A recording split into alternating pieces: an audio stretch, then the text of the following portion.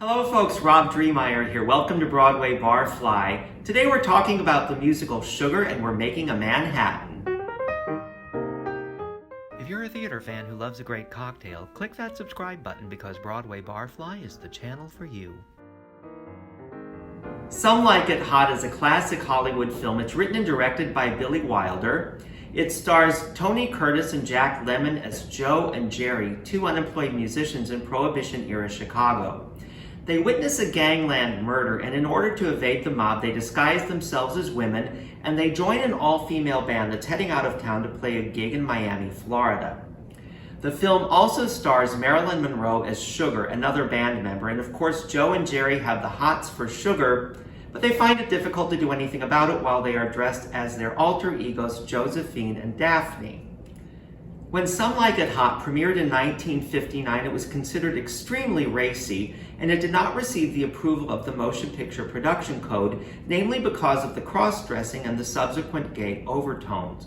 The Motion Picture Production Code was implemented in the early 1930s, and it was strictly enforced through the mid-1950s. But by 1959, it was becoming more difficult to enforce because Hollywood was facing some stiff competition from television, as well as an influx of foreign films that were not subjected to the same standards. And as we know, sex sells. So when Some Like It Hot did not receive code approval, but it was released anyway and went on to become a big hit, it dealt a pretty severe blow to further enforcement of the code.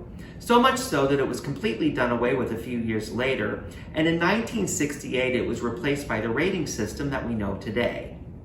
Meanwhile, on Broadway in 1968, the producer David Merrick was enjoying a hit with his musical Promises that was adapted from Billy Wilder's film The Apartment. So he decided to adapt another one of Wilder's films into a musical, and that film, of course, was Some Like It Hot. The musical was simply titled Sugar. And Merrick assembled a top-notch creative team. Julie Stein and Bob Merrill wrote the score and the lyrics. Peter Stone wrote the book, and it was directed and choreographed by Gower Champion. Tony Roberts and Robert Morse starred as Joe and Jerry. Cyril Richard played the eccentric millionaire Osgood, and Elaine Joyce made her Broadway debut in the title role of Sugar.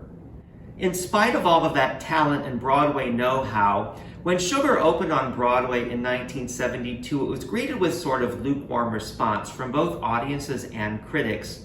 One of the reasons is because by 1972, Broadway had already seen musicals like Hair, Jesus Christ Superstar, Oh Calcutta, and Company, all of which pushed boundaries in their own way, so Sugar was seen as a little bit old-fashioned.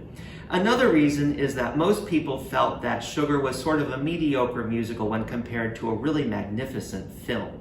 Sugar was entertaining enough, however, to go on and have a fairly healthy life in stock and amateur productions, where it was often referred to as Sugar, the Some Like It Hot musical, just to make sure that audiences made the connection that Sugar was in fact a musical version of this beloved film.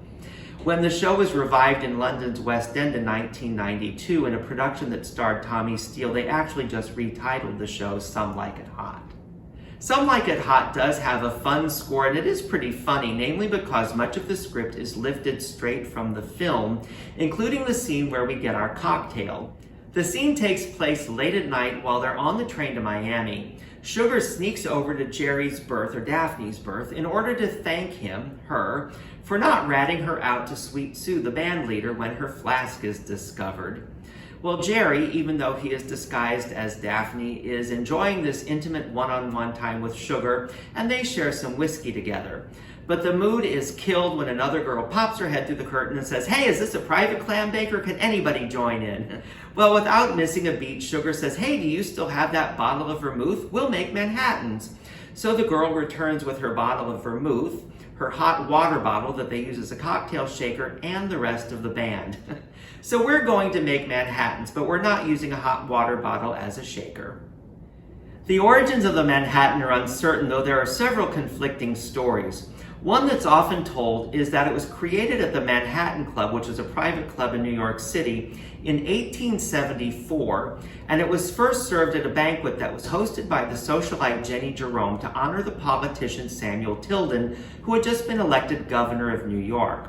2 years later, Tilden would go on to run for president, and he won the popular vote, but ended up losing the White House to Rutherford B. Hayes due to some political wranglings in the Electoral College. So the story goes, the cocktail was such a hit, the people started ordering it in other places, referring to it as that drink they had at the Manhattan Club, which gave way to it just becoming known as the Manhattan. Now that's a perfectly fine story, but it's highly contested because Jenny Jerome was not in New York in 1874. She spent that entire year in Europe. Early in the year, she married an English nobleman, and later that year, she gave birth to her son, Winston Churchill. Yes, that Winston Churchill. Come to find out, he had an American mother. Who knew? Well, we may never know the origins of the Manhattan, so we're not going to fret over it. We're just going to make one. To make our Manhattan, we need rye, sweet vermouth, and bitters. I'm using Angostura bitters. Now, you will see some people make Manhattans with other types of whiskeys, like bourbon, for example, but I'm using rye because I think that's the more traditional, and it's certainly what I prefer. So in our glass, we start with 2 ounces of our rye, 1 ounce of the sweet vermouth, and 2 dashes of the bitters. So the recipe again is 2 ounces of rye, 1 ounce of sweet vermouth, and 2 dashes of bitters. It's really easy to remember because 212 is the Manhattan area code. So then we add some ice to our glass, and we give this a really good stir. We will strain this into our chilled cocktail glass.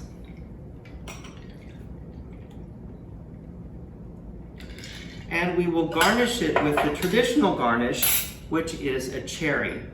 And there you have our Manhattan. As always, thank you for spending your time with us here at Broadway Barfly, and make sure to check out our show clips. For every show and cocktail pairing, I try to post a show clip so you have some context for what we're talking about, as well as something to enjoy while you sip your drink.